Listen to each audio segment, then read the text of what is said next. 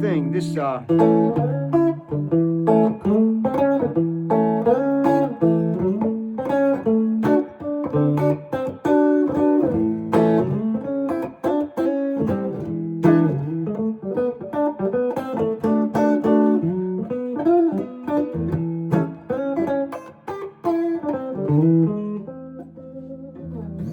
that little A blues thing that I've been trying to help you out with learning how it works.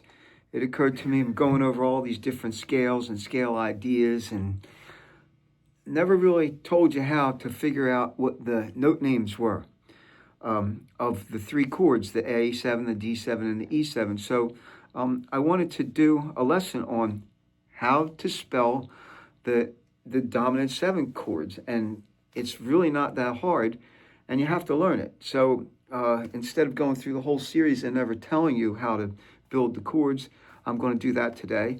And then I'm going to go over with you how to apply a 3-note lick from every chord tone on 2 sets of strings. And lastly, what I'll do is just go over the different shapes of those 3-note groupings. They form triangles on 2 strings. So let's get into this. So A7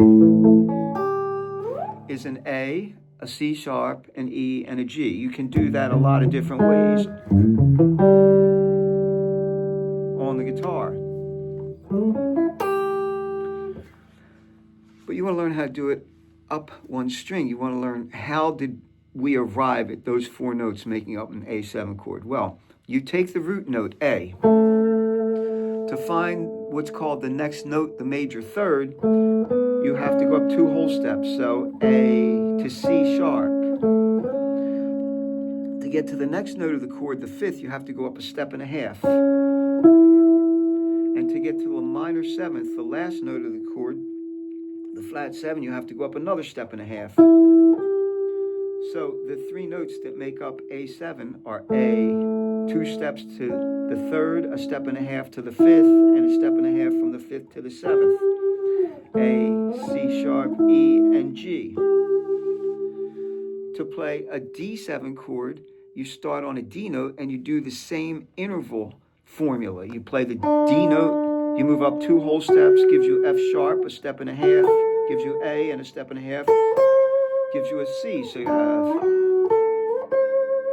to play an E7 chord, you do the same thing. You can do it a number of different places. Let's do it on this E note right here. You go up 2 steps, E to G sharp, to a step and a half is B, to a step and a half is D.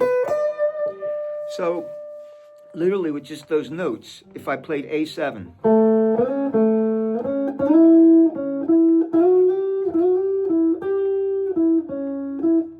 D7, A7, E7, D7, A7. You heard the 12-bar blues progression in just playing those chord tones. Well, the next thing I want to show you is that from each chord tone, you can make up a 3-note grouping that really highlights that chord in a very special way. So let's start with the A. So for A7, we could play 3 of these notes right here by doing the A here, the G open, and the C sharp an octave higher. It looks like.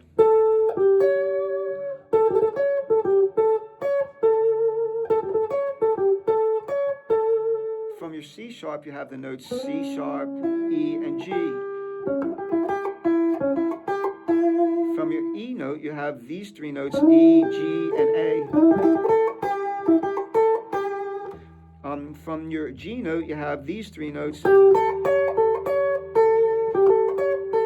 A, and C sharp. Okay, so I'll go through it slower. G, A, C sharp. Then I came up and I did for my C sharp, E, G. So this one doesn't really start on G. It's here's my A. I'm starting on, this is my starting point. A to C sharp to the 7th to the A.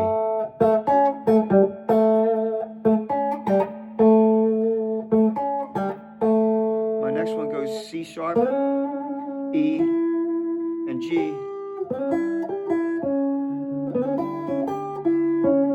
My next one goes E, G, A, and then my last one goes G, A, C sharp, and finally your octave is G, A, C. So if I wanted to get a little bit pickier, I could have done it like this and said, okay, this does start on G, G, A, C sharp, then A, C sharp, E, then C sharp, E, G, E, G, A, G, A, C sharp, G, A, C sharp,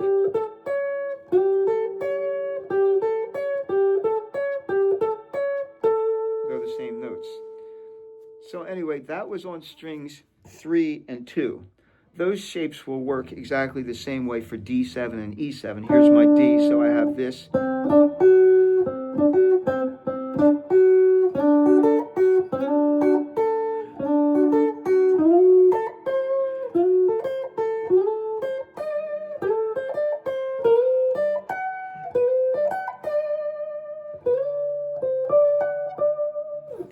For E7, it's the same thing. Again, I could start up here.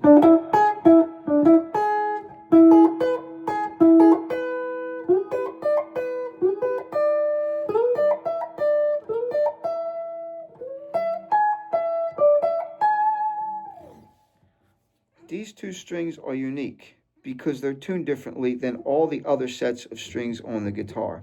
So these patterns really don't just flip over to any other set of strings.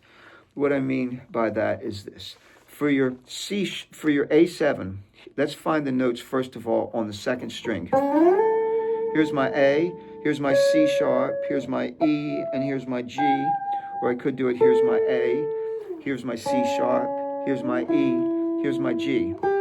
So from every one of those places, I have to find a 3-note grouping that is all basically chord tones. Starting on my A, C sharp, E.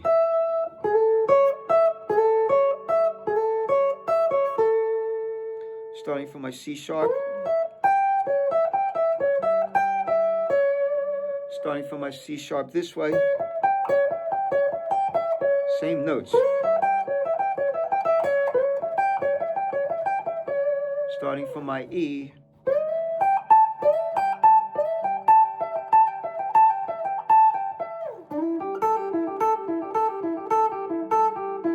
And then starting from my G. Or like this.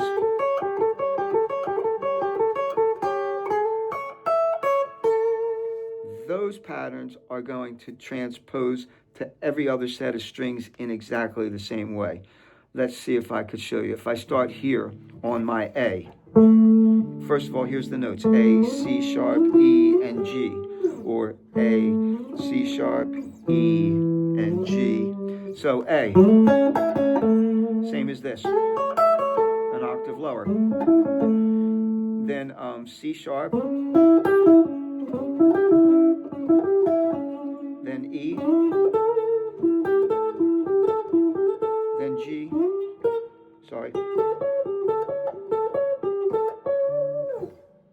So basically, they're all of your different triangle shapes that you have to play 3 notes on 2 sets of strings where you're playing all chord tones from the root, the 3rd, the 5th, and the minor 7th of a dominant 7 chord.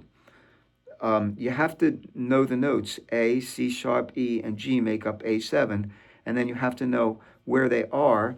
A, C sharp, E, C sharp, E, G, E, G, A, G, A, C sharp, A, C sharp, E, or G, A, C sharp, G, A, C sharp. And you have to be able to do them for A, and for D7, and for E7, and you'll be able to use them in playing the blues. So I hope you like this lesson. I hope you understand it. I showed you how to build the chords. by moving a root, 2 whole steps, a minor third, and a minor third, and you can find those notes straight up any string. And then I gave you a couple little triangle ideas to try to play riffs over them. So we have to get up some kind of backing track. I don't know, go medium slow.